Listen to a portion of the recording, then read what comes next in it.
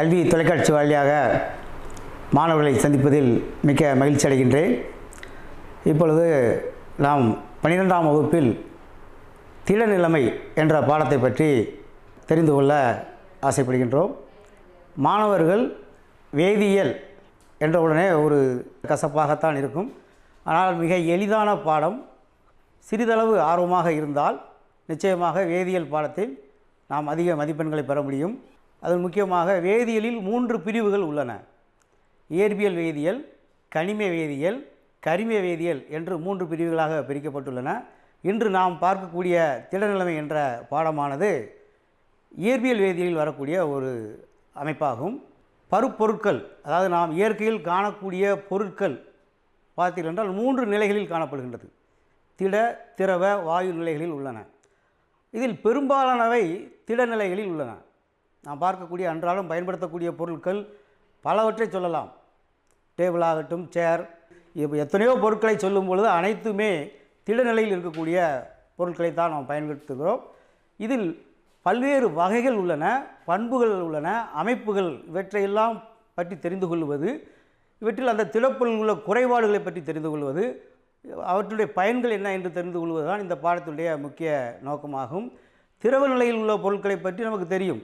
நமக்கு தண்ணீர் இருக்கிறது, மற்ற திரவ நிலையில் உள்ள பொருட்களை நீங்கள் பார்த்திருப்பீர்கள் மாணவர்கள். திடநிலையில் உள்ள பொருட்கள் என்று பார்க்கும் பொழுது உங்களுக்கு எளிதான ஒரு உதாரணம் சோடியம் குளோரைடு. நாம் சாப்பிடக்கூடிய ஒரு சமையலுக்கு பயன்படுத்தக்கூடிய ஒரு உப்பு, இது திடநிலையில் உள்ள ஒரு பொருள். இப்பொழுது திடநிலை என்று சொல்லும் பொழுது அதற்குண்ட கண்டிஷன் என்ன? இப்போ ஒரு திடப்பொருள்னு எப்படி சொல்கிறது? இப்போ ஐஸ் இருக்குது, ஒரு கல் உப்பு இருக்குது, ஒரு பாறாங்கல் இருக்குது. இதில் எது திடப்பொருள்? ஒரு தண்ணீர் இருக்குது, வாயு பொருட்கள் இருக்குது. இதெல்லாம் எப்படி நம்ம வேறுபடுத்தி அறிவது அப்படின்னு சொல்லும்போது திடப்பொருளுக்கென்று சில பண்புகளை கூறுகிறார்கள். கடினத்தன்மை, கட்டிருக்கம், அதாவது அதிக விசையை தாங்கும் தன்மை, இப்படி அதை சொல்கிறாங்க. நெருங்கிய அந்த மூலக்கூறுகள், அயனிகள், அணுக்களால் ஆனவை தான் அந்த திடப்பொருட்கள். ஒவ்வொரு பொருளுமே அணுக்களால் ஆனவை தான், மூலக்கூறுகளால் ஆனவை. இவை நெருங்கிய அமைப்புகளாக இருக்கும். இப்போ திடப்பொருள் என்பது அதிக கடினத்தன்மை வாய்ந்ததாக இருக்கும், பளபளப்புத்தன்மையாக இருக்கும். இதை எல்லாமே திடப்பொருள் என்று வகைப்படுத்துகிறோம். இப்போ வாயு மூலக்கூறுகளிடையே ஒரு ஈர்ப்பு விசை இல்லாததினால் அவை வாயுக்களாக உள்ளன. மூலக்கூறுகளுக்கிடையே ஈர்ப்பு விசை இருக்க வேண்டும். அந்த ஈர்ப்பு விசை இருப்பதினால், நம்ம சொல்கிறதா இருந்தால் வாண்டர் வால்ஸ் விசை, லண்டன் விசை, நம்ம புவியீர்ப்பு விசை சொல்கிறோம் இல்லையா, அந்த மாதிரி பல்வேறு விசைகளினால் பிணைக்கப்பட்டுள்ளவை தான் இந்த மூலக்கூறுகள், அயனிகள் திடப்பொருள்களில் உள்ளன. இப்போ இந்த திடப்பொருட்கள் சொல்லும்போது உங்களுக்கு ஒரு எளிதாக புரிந்திருக்கும். அங்கே நம்ம மூலக்கூறுகள் அயனிகளால் ஆனப்பட்டது, அணுக்களால் ஆனப்பட்டது என்று சொல்லியிருக்கிறோம். அடுத்ததாக நாம் பார்க்க போகிறது திடப்பொருட்களில் நம்ம வைரம் அப்படிங்கிறதும் ஒரு திடப்பொருள் தான், கிராஃபைட் என்பது ஒரு திடப்பொருள் தான். நம்ம அடுத்ததாக இதில் நம்ம தெரிந்து கொள்ள வேண்டிய விஷயம் திடப்பொருளில் 2 வகையாக பிரிக்கப்படுகின்றது. படிக வடிவமுடையவை, வடிவமற்றவை. அப்படின்னா என்ன? கிறிஸ்டல் அமார்ஃபஸ்ன்னு இங்கிலீஷில் சொல்லுவோம். நமக்கு உப்பில் கூட ஒரு பிராண்ட் இருக்குது, கிறிஸ்டல் உப்பு அப்படின்னு சொல்லி ஒரு பிராண்ட் இருக்குது. அப்படின்னா என்ன அப்படின்னா வடிவமுடையது. இப்போ நம்ம கல் உப்பு இருக்குது, நம்ம சாப்பிடக்கூடிய கல் உப்பு அப்படிங்கிறது இயற்கையில் அதனுடைய வடிவம் இயற்கையிலே உருவாயிருக்கு. யாரும் செதுக்கலை, ரைஸ் மில்லில் கொண்டு போய் அரைக்கலை, இயற்கையிலே உருவாயிருக்கு. அந்த கல் உப்பு குறிப்பிட்ட வடிவமுடையது. அதில் அணுக்கள், அயனிகள் நெருங்கிய பொதிந்து நெருக்கமாக ஒன்றோடு பிணைக்கப்பட்டுள்ளன, சோடியம் குளோரைடு அப்படின்னு நம்ம சொல்கிறோம். இதே மாதிரி திடப்பொருட்களில் வடிவமுடைய திடப்பொருட்கள் பல உள்ளன. அவை இயற்கையில் கிடைக்கக்கூடியவை நிறையா இருக்குது. அப்போ நமக்கு வடிவமற்ற திடப்பொருள் சொல்லும்போது கண்ணாடி, ரப்பர், இதெல்லாம் செயற்கையாக நாம் தயாரிக்கப்பட்டது, நாமெல்லாம் உருவாக்கியிருக்கோம். அப்போ வடிவமுடையது, வடிவமற்றது, இரண்டு வகையாக நம்ம இந்த படிகத்தை பிரிக்கிறோம். இப்போ இதில் படிக வடிவமுடையதுக்கும் வடிவமற்றதுக்கும் என்ன வேறுபாடு இருக்குது அப்படிங்கிறத பற்றி நம்ம பார்க்க போகிறோம். படிக வடிவமுடையது அப்படின்னு சொல்லும்போது அதற்கென்று ஒரு குறிப்பிட்ட வடிவம் இருக்கும். கனசதுரமாக இருக்கலாம், நான்முகியாக இருக்கலாம், எண்முகியாக இருக்கலாம், இது ஏதோ ஒரு வடிவத்தில் அது இருக்கும். இப்போ அதில் அயனிகள் நெருங்கிய ஒன்றோடு ஒன்று ஈர்ப்பு விசையால் பிணைக்கப்பட்டிருக்கும். வடிவமுடையது ஒழுங்கற்ற தன்மையாக இருக்கும். அதாவது அணுக்கள் அல்லது அயனிகள் வரிசை கிரகமாக அமைக்கப்பட்டிருக்கும். ஆனால் அந்த வடிவம் அற்றதில் அது ஒழுங்கற்ற தன்மையில் மூலக்கூறுகள் இயக்கும். நம்ம ஒரு கட்டடம் கட்டுறோம் அப்படின்னா செங்கல் வரிசையாக எப்படி அடுக்கி வைக்கிறோமோ அந்த மாதிரி இருக்கக்கூடியதான் படிக வடிவமுடையது. மொத்தமாக அள்ளி போடுறது அப்படிங்கிறது வடிவமற்றது. அப்போ வடிவம் உடையது அப்படின்னு சொல்லும்போது அதற்கு பிணைப்பு ஆற்றல் வலிமை அதிகமாக இருக்கும். இப்போ நம்ம ஒரு கல் உப்பையை கொடுத்து அதை தூளாக்கணும் அப்படின்னா நமக்கு அதிக விசையை கொடுக்கணும், எளிதில் உடைக்க முடியாது. இது வடிவம் உடையது, அதிக விசையை உடையது, அதிக கொதிநிலையை உடையது, ஏன்னா வலிமையானது அப்படிங்கிறதுனால. அதற்கப்புறம் பார்த்திங்கன்னா அது படிக வடிவமுடையது ஒன்றோடு ஒன்று நெருக்கமாக இணைக்கப்பட்டதாக இருக்கும். இது வடிவமுடையதுக்கு உரியது. அதுக்கடுத்து உருகு நிலை அப்படின்னு சொல்லும்போது ஒரு தீர்க்கமான ஒரு டெம்பரேச்சரில் உருகக்கூடியது. இத்தனை டிகிரியில் உருகும், மெல்ட்டிங் பாயிண்ட் சொல்லுவோம். ஒவ்வொரு உப்புக்கும் ஒரு குறிப்பிட்ட ஒரு வெப்பநிலையில் உருகக்கூடியது. இப்போ தண்ணீர் எப்படி 100 டிகிரியில் கொதிக்குது, இப்போ ஆல்கஹால் ஒரு 78 டிகிரியில் கொதிக்குது அப்படின்னு சொல்லி ஒவ்வொரு கொதிநிலையை சொல்கிற மாதிரி படிக வடிவமுடையவை என்பவை ஒரு தீர்க்கமான ஒரு உருநிலையை கொண்டுள்ளனது. அதற்கப்புறம் திசையொப்பு பண்பற்றதுன்னு சொல்கிறோம். படிக உடையது வடிவமுடையது, திசையொப்பு பண்பற்றது அப்படின்னு சொல்கிறோம். அதே இது படிக வடிவமற்றது, அது ஒழுங்கில்லாமல் மூலக்கூறுகளால் பிணைக்கப்பட்டிருக்கும், அது செயற்கையாக உருவாக்கப்பட்டது. சுருக்கமாக சொல்கிறதா இருந்தால் கண்ணாடிங்கிறது மணலை உருக்கி திரவமாக மாற்றி அதை குளிர்வித்தல், அதன் மூலமாக பெறப்பட்டது கண்ணாடி, ரப்பர் இதெல்லாம் அப்போ அதை என்ன சொல்கிறாங்க, அதி குளிர்விக்கப்பட்ட ஒரு நீர்மம் கண்ணாடி, சூப்பர் கூல்டு லிக்விட்னு சொல்கிறோம். அது இயற்கையில் கிடைக்கல, நம்மளாம் உருக்கி நம்ம வேணுங்கிற சைஸில் அதை உருவாக்கியிருக்கிறோம். அடுத்தது அதில் நம்ம சொல்கிறது என்னென்னா அதற்கு தீர்க்கமான உருகுநிலை கிடையாது. படிக வடிவமற்றதில் இந்த டெம்பரேச்சரில் தான் உருகும். இது திசையொப்பு பண்புடையது அப்படின்னு சொல்கிறாங்க. இது இரண்டுக்கும் உள்ள வேறுபாடு. எதற்கு? படிக வடிவமுடையதுக்கும் வடிவமற்றதுக்குள்ள வேறுபாடு. திசையொப்பு பண்புடையது, திசையொப்பு பண்பற்றது அப்படின்னு சொல்கிறோம். ரெண்டுக்குள்ள வேறுபாடு என்ன அப்படின்னு சொல்லும்போது, இப்போ நம்ம படிக வடிவமற்றது அப்படின்னு சொல்லும்போது திசையொப்பு பண்புடையது அப்படின்னு சொல்கிறோம். இப்போ கண்ணாடி தான் நம்ம திசையொப்பு பண்புடையதுன்னு சொல்கிறோம். வடிவமற்றது கண்ணாடி, திசையொப்பு பண்புடையது அப்படின்னு நம்ம சொல்கிறோம். அனைத்தினுடைய பண்புகளும் ஒரே மாதிரியாகத்தான் இருக்கும். உதாரணத்துக்கு ஒளி விலகல் எண் அப்படின்னு சொல்லுவோம். இப்போ நம்ம ஒரு கண்ணாடி போட்டிருக்கோம், பல வகை சோடா கிளாஸ் இருக்குது, பொட்டாஸ் கிளாஸ் இருக்குது, குவார்ட்ஸ் கிளாஸ் இருக்குது, ஃப்ளின்ட் கிளாஸ் இருக்குது, இப்படி பல வகையான கண்ணாடிகள் இருக்குது. அனைத்துமே ஒளி ஊடுருவும் தன்மை உடையது, ஒளி விலகல் எண் உடையது, மின்சாரத்தை கடத்தாது. இப்படி பல்வேறு வகையான பண்புகளில் ஒத்து காணப்படும். அதனால தான் அது திசையொப்பு பண்புடையதுன்னு சொல்கிறோம். ஒளி விலகல் எண், ஒளி ஊடுருவும் தன்மை, இதை ஐசோட்ரோபிக்னு இங்கிலீஷில் சொல்லுவோம். ஐசோட்ரோபிக் அப்படிங்கிறது இப்போ அப்படியே அங்கிட்டு மாறுறதெல்லாம் நம்ம சொல்கிறோம். அனிசோட்ரோபிக் அப்படின்னு சொல்லும்போது அந்த அயனிகள் வரிசையாக இடம்பெற்றிருக்கும். ஒரு ப்ளஸ்னா ஒரு மைனஸ், ஒரு ப்ளஸ்னா ஒரு மைனஸ், அந்த மாதிரி போயிருக்கும். இது அனிசோட்ரோபிக்னு சொல்லுவோம். படிக திசையொப்பு பண்பற்றது, படிக வடிவமுடையது நமக்கு திசையொப்பு பண்பற்றதுன்னு சொல்லுவோம். அதனுடைய ஒவ்வொரு திசைகள்லையும் அதனுடைய பண்புகள் வேறுபடும். அவை தீர்க்கமான உருகுநிலை இருக்குதுன்னு சொல்லியிருக்கிறோம். அது இப்போ எக்ஸ் ஆக்சிஸில் எடுத்தோம்னா ஒரு வகையான அயனிகள் இருக்கும், அணுக்கள் இருக்கும். ஒய் ஆக்சிஸில் ஒரு வகையான அயனிகள் இருக்கும். அவற்றுடைய பண்புகள் வேறுபடும். இப்போ ஒரே உருகுநிலை உடைய இன்னொரு ஒரு படிக திடப்பொருள் இருக்காது. ஒவ்வொரு ஒன்றுக்கும் ஒவ்வொரு உருகுநிலை இருக்கும், ஆவியாதல் இருக்கும். அதனால் அதை திசையொப்பு பண்பற்றதுன்னு சொல்கிறோம். எதை? படிக வடிவமுடையதை. படிக வடிவமற்றதை திசையொப்பு பண்புடையது, ஐசோட்ரோபிக் அனிசோட்ரோபிக்னு 2 வகையாக பிரிக்கிறோம். இது நமக்கு ரெண்டுக்குள்ள வேறுபாடு. அடுத்து நம்ம பார்க்க போகிற தலைப்பு வகைப்படுத்துதல் அப்படிங்கிற தலைப்பில் பார்க்க போகிறோம். இந்த படிக வடிவமுடைய திடப்பொருட்களை வகைப்படுத்துதல் அப்படின்னு நம்ம சொல்கிறதுல அயனிப்படிகங்கள்னு ஒன்று சொல்கிறோம். இந்த படிகங்களை அயனிப்படிகம், சகப்பிணைப்பு படிகம், மூலக்கூறு படிகம், உலோகப் படிகம்னு சொல்லி 4 வகையாக பிரிக்கிறோம். இதில் அயனிப்படிகம் அப்படின்னு சொல்லும்போது எடுத்துக்காட்டு சோடியம் குளோரைடு, Na+Cl-. இப்போ இரண்டுக்கு இடையில் நம்ம ஒரு விதமான மின்னியல் ஈர்ப்பு விசையினால் பிணைக்கப்பட்டிருக்கு அப்படின்னு சொல்லி சொல்கிறோம். மின்னியல் ஈர்ப்பு விசை, ப்ளஸுக்கு மைனஸுக்கு இடையில் ஈர்ப்பு விசை இருக்கும், அதனால் இவை பிணைக்கப்பட்டிருக்கு அப்படின்னு நம்ம சொல்கிறோம். இந்த அயனிகள் வலுவான விசையினால் பிணைக்கப்பட்டிருக்கு அப்படின்னு நம்ம சொல்கிறோம். ஒரு இப்போ Na+க்கு அடுத்து ஒரு Cl இருக்கும், ஒரு Clக்கு அடுத்து ஒரு Na இருக்கும். இந்த மாதிரி இருக்கக்கூடியது தான் நமக்கு அயனிப்பிடிகம்னு சொல்கிறோம். இப்போ அயனிகள் எவ்வாறு உருவாகின்றன அப்படின்னு நமக்கு தெரியணும். ஒரு சோடியம் ஒரு எலக்ட்ரானை கொடுத்து ஒரு நேர்மின் அயனியாக மாறி இருக்கும். அதனால் ஒரு 11 எலக்ட்ரான் வச்சுருக்கோம். சோடியம் அணுவானது ஒரு எலக்ட்ரானை Clக்கு கொடுத்து Na+ஆக மாறி இருக்கும். Cl 17 எலக்ட்ரானை வச்சுருந்து ஒரு எலக்ட்ரானை வாங்கி 18 மைனஸாக மாறி இருக்கும். அதாவது ஒரு எலக்ட்ரான் எக்ஸஸாக இருக்கும். So Cl minus. அப்போ இரண்டுக்கு இடையில் ஒரு பிணைப்பு, இது வந்து அயனி பிணைப்புன்னு சொல்கிறோம். இப்போ நம்ம வேதி பிணைப்புகள் நீங்கள் கேள்விப்பட்டிருப்பீங்க, அதில் சகப்பிணைப்புன்னு கேள்விப்பட்டிருப்பீங்க, அயனி பிணைப்புன்னு படிச்சிருப்போம். சகப்பிணைப்புக்கு அயனி பிணைப்புக்கு என்ன வேறுபாடு? சகப்பிணைப்புங்கிறது இப்போ ஆளுக்கு ஒரு எலக்ட்ரானை எடுத்து கொடுத்து ஒரு பிணைப்பை ஏற்படுத்தினா அது சகப்பிணைப்பு. ஒரு 2 பேர் பிஸ்னஸ் ஷேர் பண்ணுறாங்க, ஆளுக்கு ஈக்குவல் ஷேர் போட்டு பண்ணாங்கன்னா அது சகப்பிணைப்பு. கடனாக வாங்கி பண்ணாங்கன்னா அது அயனி பிணைப்பு. அந்த மாதிரி இப்போ நம்ம பார்த்தது வந்து அயனி பிணைப்பை பற்றி பார்த்தோம். எடுத்துக்காட்டு சோடியம் குளோரைடு, சீசியம் குளோரைடு நிறையா இருக்குது. இப்போ இதனுடைய பண்புகள் என்ன, அயனி படிகங்களுடைய பண்புகள் என்ன அப்படின்னு பார்க்கும் பொழுது, இவை கடினமானவை அப்படிங்கிறத சொல்லிட்டோம். அதிக உருகு நிலையை கொண்ட வெப்பம், அதாவது உருகுதல் வெப்பம் வந்து அதிகமாக இருக்கும் அப்படின்னு சொல்கிறோம். ஆவியாதல் வெப்பம் அதிகமாக இருக்கும் அப்படின்னு சொல்லி சொல்கிறோம். அடுத்து வந்து பார்த்திங்கன்னா, இது வந்து திடப்பொருளில் மின்சாரத்தை கடத்தாது. நம்ம கல் உப்பு வந்து பார்த்திங்கன்னா ஒரு மின்சாரத்தை கொடுத்தோம்னா அது மின்சாரத்தை கடத்தாது. ஆனால் கரைசலில் கரைச்சிட்டு, தண்ணியில் கரைச்சிட்டு மின்சாரத்தை கடத்தினா கடத்தும்.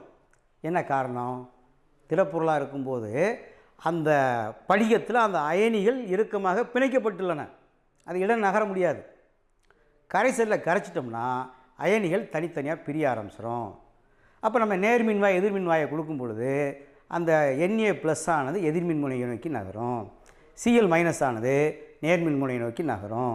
அப்போ இந்த வகையில் அவை மின்சாரத்தை கடத்துகின்றன அப்படின்னு நம்ம சொல்கிறோம். அது தன்னிச்சையாக இயங்குகின்றது அப்படின்னு சொல்கிறோம் கரைசல்களில். அடுத்து இது வந்து நமக்கு அயனி படிகங்களுடைய பண்புகளை பற்றி பார்த்தோம். அடுத்து நம்ம தெரிந்து கொள்ள வேண்டியது வந்து சகப்பிணைப்பு படிகங்கள் அப்படிங்கிறது. சகப்பிணைப்புனா என்னன்னு இப்போ சொன்னேன் நான். ஆளுக்கு ஒரு எலக்ட்ரான். எதற்காக இந்த பிணைப்பு ஏற்படுகிறது அப்படின்னு நம்ம பார்க்குறோம். நம்ம மந்த வாயுக்கள் தனிமை ஒரு அட்டவணையை நம்ம பார்த்துருப்போம். மந்த வாயுக்கள் அப்படின்னு ஒன்று சொல்லியிருப்போம். அப்படின்னா என்ன அப்படின்னா, அது யார் கூடயும் சேராது. நம்ம வகுப்புலேயே சில பேர் யார் கூடயும் சேராமல் இருப்பேன். அந்த மாதிரி இது வந்து helium, neon, argon, krypton, xenon, Radon இந்த மாதிரி சில கடைசியாக இருக்கும் தனிமை ஒரு அட்டவணையில். அதனுடைய ஆர்பிட்டால்கள் முழுமையாக நிரப்பப்பட்டிருக்கும். அதனால் அது யாருக்கு எலக்ட்ரானை கொடுக்கவும் செய்யாது, வாங்கவும் செய்யாது.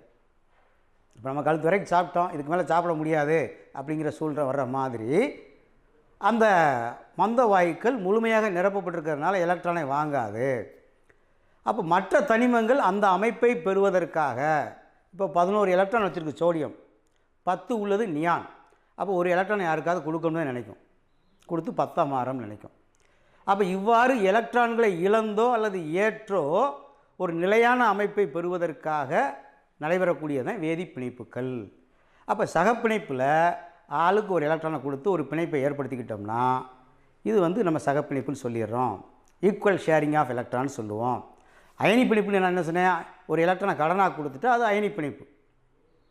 இப்போ சகப்பிணைப்புக்கு எடுத்துக்காட்டு வந்து வைரம், கடினத்தன்மை வாய்ந்த பொருள். பெரும்பாலான சகப்பிணைப்பு சேர்மங்கள் வந்து திரவ நிலையிலோ அல்லது வாயு நிலையிலோ தான் இருக்கும். இப்போ மீத்தேன், O2, N2 நிறைய சொல்கிறோம். இதெல்லாம் சகப்பிணைப்பு சேர்மங்கள் தான், ஆனால் வாயு நிலையில் இருக்குது. இதில் வந்து விதிவிலக்காக வந்து சகப்பிணைப்பில் வந்து வைரமும் கிராஃபைட் இந்த மாதிரி சில இது சிலிக்கன் கார்பைட், அதாவது கார்போன்றம்னு சொல்லுவோம், கார்பன் சிலிசைடுன்னு சொல்லலாம். இது வந்து நமக்கு திடப்பொருளாக இருக்குது சகப்பிணைப்பு. இங்கே ஏற்பட்ட பிணைப்பு சகப்பிணைப்பு அப்படின்னு சொல்கிறோம். இதை எடுத்துக்காட்டு. இப்போ நம்ம அயனி பிணைப்பு பார்த்துட்டோம், அதுக்கடுத்து சகப்பிணைப்பு பார்த்துட்டோம். அடுத்து மூலக்கூறு படிகங்கள் அப்படின்னு சொல்லி பார்க்குறோம். மூலக்கூறுனா என்ன? இப்போ H2O என்பது ஒரு மூலக்கூறு. முதல்ல அணுனா என்ன, மூலக்கூறுனா என்ன நமக்கு தெரியணும். அதாவது பிரிக்க முடியாத ஒரு துகள் ஒரு அணு. எந்த ஒரு பொருளையுமே நம்ம பிரிச்சுக்கிட்டே போகிறோம். ஒரு இறுதியில் பிரிக்க முடியாத ஒரு துகளாக இருந்தால் அது அணுன்னு சொல்லுவோம்.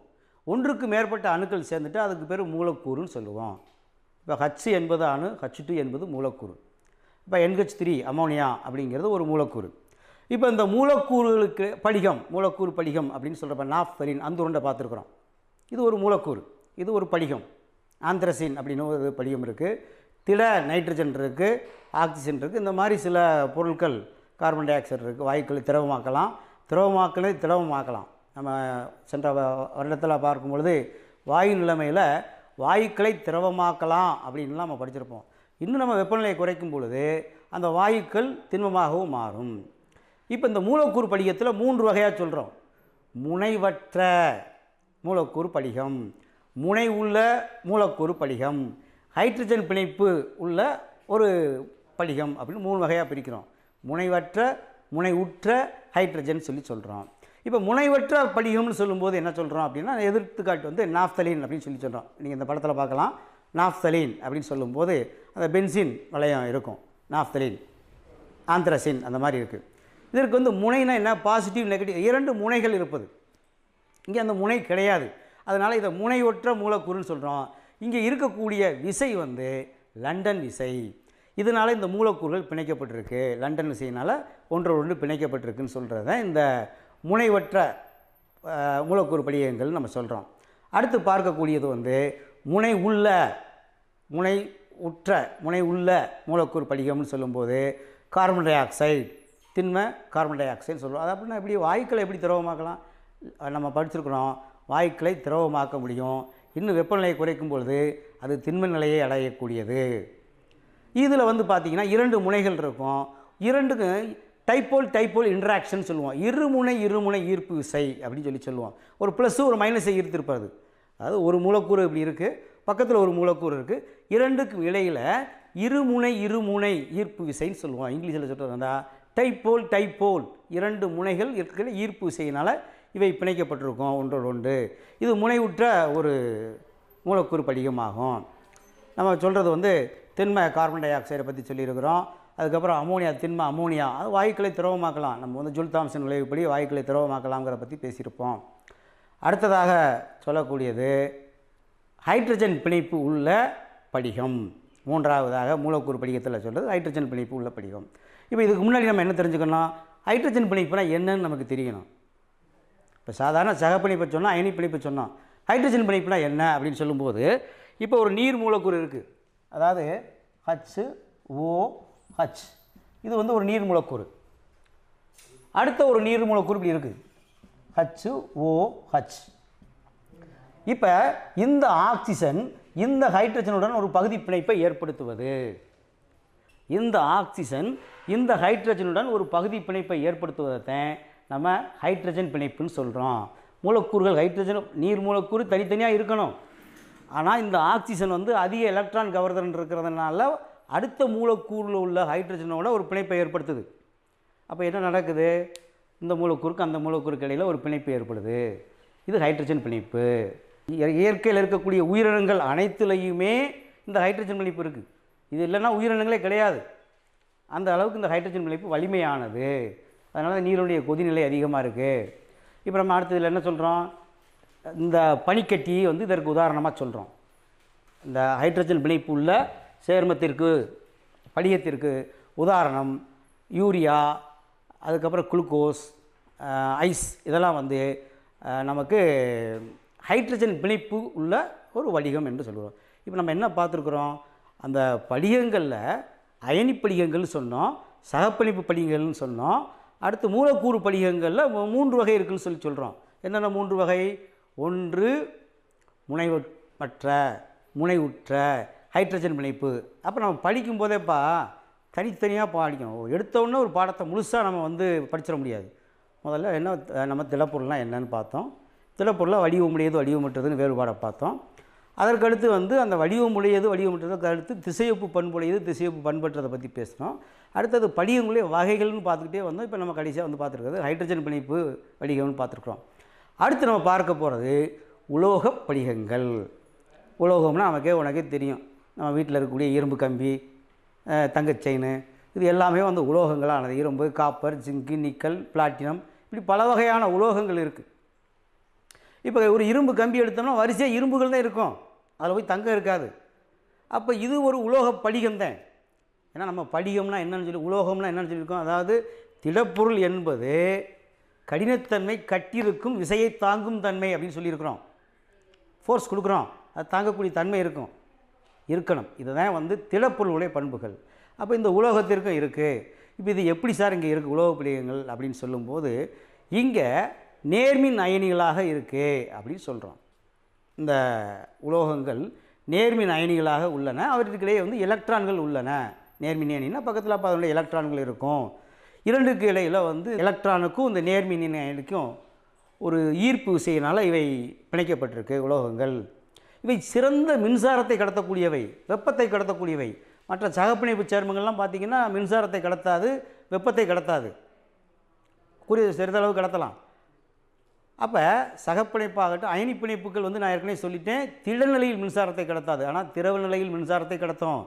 அந்த வகையில் உலோகப் படிகங்கள் வந்து இப்போ நம்ம பெரும்பாலும் பயன்படுத்தக்கூடியது உலோகப் படிகங்கள் பயன்படுத்துகிறோம். ஏன்னா வீட்டுக்கு தேவையான வயரில் இருந்து அத்தனை இரும்பு சாமான்கள் எல்லாமே வந்து திடநிலையில் பயன்படுத்தக்கூடிய பெரும்பாலான இது உலோக படிகங்களாக பயன்படுத்துகிறோம். அதற்கு எடுத்துக்காட்டு நிறையா சொன்னேன். ஜிங்கு, காப்பர், மெர்க்குரி, இரும்பு, இந்த மாதிரி பல்வேறு வகையான உலோக படிகங்களை பயன்படுத்தியிருக்கிறோம். இப்போ நம்ம இது வரைக்கும் வகைகளை பற்றி பார்த்துட்டு வந்தோம். இப்போ வந்து அலகுக்கூடு அப்படிங்கிற தலைப்பில் நம்ம பேச போகிறோம். அலகுக்கூடுனா என்ன அப்படின்னு பார்க்குறோம். இப்போ ஒரு கட்டடம் கட்டியிருக்கிறோம். கட்டடம் எதால் ஆனது அப்படின்னா நம்ம உடனே சொல்லுவோம் மண், செங்கல், சிமெண்ட்டு அப்படின்னு சொல்கிறோம். வரிசையாக செங்கல் அடுக்கி வைக்கப்பட்டுள்ளது, இதுதான் உண்மை. செங்கல் வந்து வரிசையாக அடுக்கி வச்சுருக்கிறோம். ஒரு செங்கலுடைய நீளம், அகலம் எல்லாம் பார்த்திங்கன்னா எல்லா செங்கலுடைய அமைப்பு ஒரே மாதிரி இருக்கும். அதே மாதிரி ஒரு படிய வடிவமுடைய ஒரு உதாரணத்துக்கு கல் உப்பு எடுத்துருக்குறோம் அப்படின்னா அதில் பல கனசதுரங்கள் சேர்ந்ததே நமக்கு ஒரு உருவமாக கிடச்சிருக்கு. ஒரு செங்கலை மட்டும் வச்சுட்டு நம்ம வீடுன்னு சொல்ல முடியாது. ஆயிரக்கணக்கான செங்கல் அடுக்கி வச்சுருக்கிறோம். அதே மாதிரி முப்பரிமாண அமைப்பில் 3 டைமென்ஷன் வியூவில் மீண்டும் மீண்டும் தோன்றக்கூடிய ஒரு எளிய அளவு தான் அலகுக்கூடுன்னு சொல்லி சொல்கிறோம். இப்போ நம்ம ஒரு படிய வடிவமுடைய கல் உப்பில் பார்த்திங்கன்னா பல கனசதுரங்கள் சேர்ந்து தான் நமக்கு ஒரு வடிவமுடைய ஒரு பொருள் கிடச்சிருக்கு. அதில் ஒரு சிறிய பகுதி ஒரே விதமாக தோன்றக்கூடிய ஒரு சிறு பகுதியைத்தான் நம்ம அலகுக்கூடுன்னு சொல்கிறோம். இப்போ எளிய கனசதுரம்னு சொல்லும்போது இந்த இருக்குது கனசதுரம். இந்த கனசதுரத்தில் நீங்கள் பார்த்தீங்கன்னா அச்சுக்கள் கொடுத்துருக்குறோம். இந்த இருக்குது 3 வகையான அச்சுக்கள் இருக்குது, எக்ஸ், ஒய், ஜெட்டுன்னு சொல்கிறோம். இதில் விளிம்பு நீளம் இந்த இப்போ நம்ம ஒரு வீட்டில் அறையில் இந்த பக்கத்துலேருந்து இந்த பக்கத்துக்கு எவ்வளோ நீளம் இருக்குது, நீளம் அகலம் அப்படிலாம் நம்ம பேசுவோம். 10க்கு 10 அப்படின்னு சொல்கிற மாதிரி இந்த இதிலிருந்து இந்த இடத்துக்கு எவ்வளவு தூரம், இங்கேருந்து இங்கே எவ்வளவு தூரம் அப்படின்னு பார்க்கும் பொழுது ஏபிசி விளிம்பு நீளம் அப்படின்னு சொல்கிறோம். இப்போ இதற்கு இடைப்பட்ட கோணம் விளிம்பிடை கோணம்னு சொல்கிறோம். ஆல்பா, பீட்டா, காமா அப்படின்னு சொல்லி விளிம்பு நீளம் தான் ஏபிசி, விளிம்பு கோணம் ஆல்பா, பீட்டா, காமா அப்படின்னு சொல்கிறோம். இப்போ இது வந்து நமக்கு அலகுக்கூடை பற்றி சொல்லப்பட்டது. அலகுக்கூட்டில் நமக்கு 2 வகையாக பிரிக்கிறாங்க, முதல்நிலை மற்றும் முதல்நிலை அற்ற அலகுக்கூடுகள்னு சொல்லி. முதல்நிலை அலகுக்கூடு, முதல்நிலை அற்ற அலகுக்கூடு அப்படின்னு சொல்லும்போது இதுக்கு முன்னாடி நம்ம என்ன தெரிஞ்சுக்கிறோம் அப்படின்னா இந்த அலகுக்கூட்டில் என்னென்ன இருக்குங்கிறத ஒரு சின்ன ஒரு உதாரணத்துக்கு தெரிஞ்சுக்கிறோன்னா அலகுக்கூட்டில் எளிய கனசதுரம் அப்படின்னு நம்ம இங்கே பேச போகிறோம். இதில் மூலைகள் அப்படின்னு சொல்லும்போது 8 வகையான மூலைகள் இருக்குது அப்படின்னு சொல்கிறோம். 8 வகையான மூலைகள். இது பொருள் மையம், இது முகப்பு மையம், இந்த மாதிரி நமக்கு கொடுக்குறோம். இப்போ அணிக்கோவை புள்ளிகள், அணிக்கோவை தளங்கள் அப்படின்னு ஒரு 2 விஷயத்தை பற்றி நம்ம தெரிஞ்சுக்கணும். முக்கியமான ஒரு விஷயம். இப்போ ஒரு அலகுக்கூடு அப்படின்னு எடுத்த உடனே இதில் மூலைகள் அப்படின்னு இருக்குது. இதில் தான் அயனிகள் மூலக்கூறுகள் போய் உட்கார போகுது. எல்லா இடத்துலையும் உட்கார முடியாது. அதுக்கடுத்து வந்து பார்த்திங்கன்னா பொருள் மையம்னு இருக்குது. ஒரு அறையில் கரெக்டான சென்டராக எடுத்தோம்னா அதுதான் பொருள் மையம்ங்கிறது. ஒரு பக்கத்தினுடைய ஒரு மையத்தை எடுத்தோம்னா அது முகப்பு மையம் அப்படின்னு சொல்லுவோம். அப்போ ஒரு குறிப்பிட்ட இடத்தை சொல்லக்கூடியத அணிக்கோவை புள்ளிகள். உதாரணத்துக்கு மூலைகள், பொருள் மையம், முகப்பு மையம், விளிம்பு மையம், இப்படி நிறைய இருக்குது. இதெல்லாம் வந்து அயனிகள் தங்கக்கூடிய இடங்கள். அதைத்தான் நம்ம அணிக்கோவை புள்ளிகள்னு சொல்கிறோம். இப்போ ஒரு பக்கத்தை எடுத்துடுறோம். இதில் மூலைகள் இருக்கும், முகப்பு மையம் இருக்கும், விளிம்பு மையம் இருக்கும். இதெல்லாம் அணிக்கோவை தளம். அப்போ அணிக்கோவை புள்ளி என்பது ஒரு குறிப்பிட்ட இடத்தை சொல்வது. இப்போ நம்ம உடம்பு வலிக்குதுன்னு சொல்கிறோம், அது மொத்தத்தில் சொல்கிறது. தலை மட்டும் வலிக்குது, கண் மட்டும் வலிக்குது அப்படின்னா அது அணிக்கோவை புள்ளி. இப்போ இந்த அணிக்கோவை புள்ளிகளை தான் அயனிகள் உட்காரப்போகுது. இதில் ஒரே ஒரு வகையான உதாரணத்துக்கு மூலைகள் மட்டும் இருந்தால் அது முதல் நிலை அலகுக்கூடுன்னு பேர். இல்லை முகப்பு மையம் இருக்குது அப்படின்னா முதல்நிலையற்ற அலகுக்கூடுகள்னு சொல்கிறோம். இப்போ அலகுக்கூட்டில் 2 வகையாக பிரித்தோம், முதல்நிலை, முதல்நிலை அற்ற அலகுக்கூடுகள்னு. முதல்நிலை அலகுக்கூட்டில் பார்த்திங்கன்னா ஒரே ஒரு வகையான உதாரணத்துக்கு மூலைகள் மட்டும் இருக்கிறது, மற்றதெல்லாம் கலந்து வந்துருச்சுன்னா முதல்நிலையற்ற அலகுக்கூடுகள்னு பேச போகிறோம். அதுக்கடுத்து இந்த பிராவோ அப்படிங்கிறவர் என்ன செய்கிறாரு, மொத்தம் எத்தனை வகையான திடப்பொருட்கள் இருக்குது, வடிவங்களுடைய திடப்பொருட்கள் எத்தனை இருக்குது அப்படின்னு பார்க்கும்போது 7 வகையான திடப்பொருட்கள் இருக்குது, டைப்ஸ். நம்மளே பார்த்துருக்கோம், செவ்வகம், சதுரம், இப்படி நம்ம பல வகையாக பேசுகிறோம். அதே மாதிரி இங்கே 7 வகை என்ன இருக்குது அப்படின்னா, நமக்கு கனசதுரம்னு ஒன்று இருக்குது, அதுக்கப்புறம் சாய் சதுரம்னு இருக்குது, ஆர்த்தோ சாய் சதுரம்னு இருக்குது. 3வது கனசதுரம், சாய் சதுரம், ஆர்த்தோ சாய் சதுரம், நான்முகி, அடுத்தது பார்த்திங்கன்னா ஒற்றைச்சரிவு, முச்சரிவு அப்படின்னு 7 வகையான முதல்நிலை மற்றும் முதல்நிலையற்ற அளவுக்கூடுகளில் பிரிக்கிறோம். என்னென்ன பிரிச்சிருக்கிறோம்? கனசதுரம் பிரிச்சிருக்கிறோம், சாய் சதுரம், ஆர்த்தோ சாய் சதுரம், நமக்கு நான்முகி, ஆக்டாஹெட்ரல்னு சொல்லுவோம். அப்போ ஒற்றைச்சரிவு, மோனோ கிளினிக், ட்ரை கிளினிக், முச்சரிவு அப்படின்னு சொல்லி இதில் என்ன அப்படின்னா, ஒரு பக்கத்தை நீளமாக இழுத்து விடுறது, ஒரு பக்கத்தில் அகலமாக சாய்க்கிறது, ஒரு பக்கம் சாஞ்சி வைக்கிறது.